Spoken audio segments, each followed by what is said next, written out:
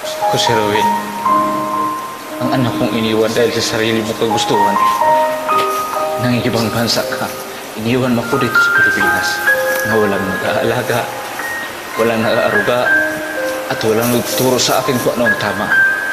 Kaya itong alak na to, ang karamay ko. Hindi mo ako masisisi kung bakit ako nagkaganito dahil iniwan mo ako.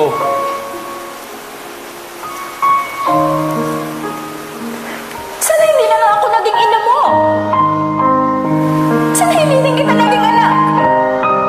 Ngayon kung iniisip mo na hindi mo ako pinili bilang ina mo, sana maiisip mo rin na hindi ito ang buhay na pinili ko! Para sa inyong mga anak ko! Kung iniisip mo na sana binalik kita sa tiyan ko,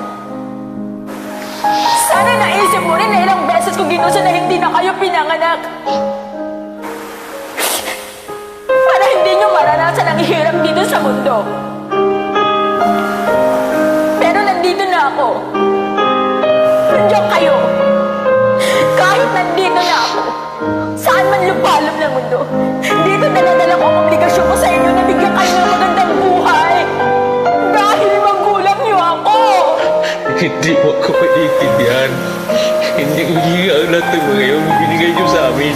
Kayo ang may gusto niyan, hindi ako. Dahil mahal ko kayo. Dahil mahal ko kayo.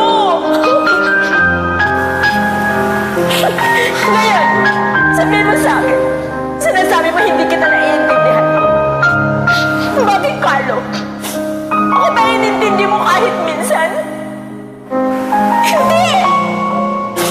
Sarili mo lang ang inintindi mo.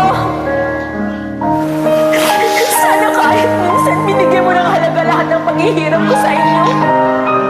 Lahat ng sakripisyo ko sa inyo.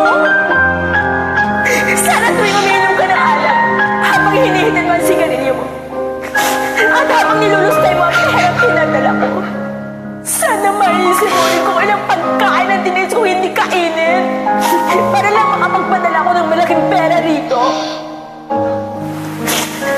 Sana habang nakahiga ka dyan sa kutsyon mo natutulog, maisip mo rin kung ilang taon kong tiniis matulog mag-isa habang nangungulila ako sa yakap ng mga mahal ko.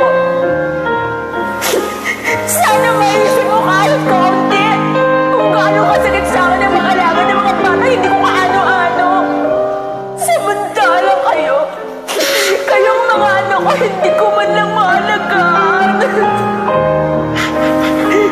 Alam mo ba kung gaano kasakit yun sa isang ina? Alam mo ba kung gaano kasakit yun? Kung hindi mo ako kaya ituring bilang isang ina, respetuhin mo man lang ako bilang isang tao. Yun lang, Carlo. Yun man lang. Patawarin mo ako, mama ko. Patawarin mo ako. Ang galing umiyak.